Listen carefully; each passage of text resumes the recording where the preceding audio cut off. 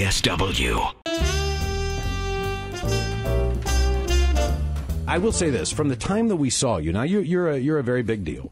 But since you have been in Seattle, now you are a really, really, really big deal. You have a star on the. You were just a big deal before, but now, like in the last 2 weeks or 3 weeks, since the Rock and Roll Hall of Fame, star on the walk. I mean, you are a different person now. It's unbelievable. Wow. Okay. No, but how does that feel? All this stuff just kind of happened at once, doesn't it? I'm really sort of speechless. I don't feel any different. I work really hard for a living, and I don't take any of the accolades. You appreciate them when you in the moment, because it means that someone took the time out to acknowledge whatever your efforts were, and you say thank you at the time, and they give you sort of a plaque or this or that, and you take it home, and your wife puts it on the thing, and then you move on. But I guess, but the star on the Hollywood Walk of Fame, okay, that's a big deal. That's what I was going to say. You're from there, man. Yeah, I just don't think anyone has that same story to receive that star that you do. A lot of people have earned it. No, there's a few of us from Hollywood that were like.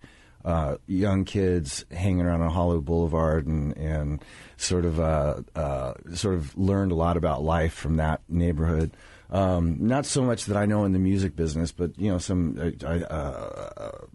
I can think of a couple of people, actors that came up there. So, but it meant a lot to me because really I was like the scourge of the neighborhood, and a lot of stuff happened in that neighborhood, and to actually get from sort of being a gutter rat in Hollywood to actually getting called up and saying we're going to give you a star on Hollywood Boulevard. I actually accepted it with a little bit of zeal. Yeah. I mean, that had to be. I mean, did you look down and can you casually just walk by that? How does that work? I mean, I just got it, and there was the whole ceremony, which was really a very warm, very personable ceremony. Even though there was a lot of people, there were seemingly mostly fans, and I had a lot of really good friends and family and stuff, and it was really like a very warm event. But anyway, we did that, and then we got to get up, Miles and I got to get up and do an acoustic set, which always validates any kind of time spent with any, like self-gratification, where people are throwing a lot of attention at you with compliments and stuff. It's like, if you can just play, it sort of makes you feel better about all that.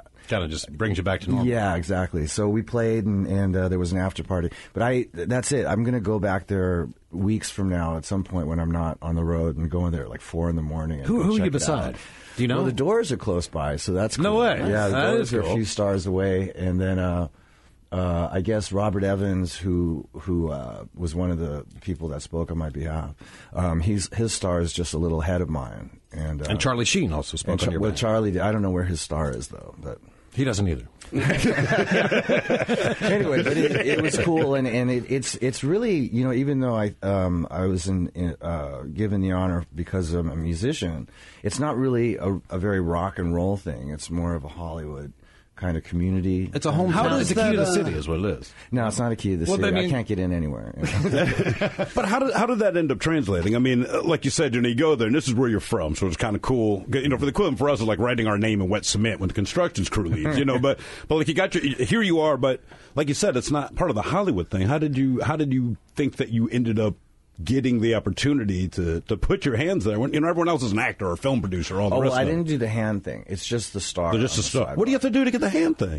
You should have demanded better. You know what? I don't even know. I haven't heard anything about anybody putting their hands in the cement in a long time. I mean, I don't know if they still do it or not. They still do it. That was a big deal when I was definitely sucked into the whole mystique of Hollywood and the movies and all that, from a really young age. And I remember going up there with my grandmother when I was really young, and I used to be able to drag her into our movies and stuff when I was really little. And she would always fall asleep, and we'd see black exploitation double features and stuff. Something with Pam Grier. A lot of boobs. They would show a lot of boobs. Yeah. Right.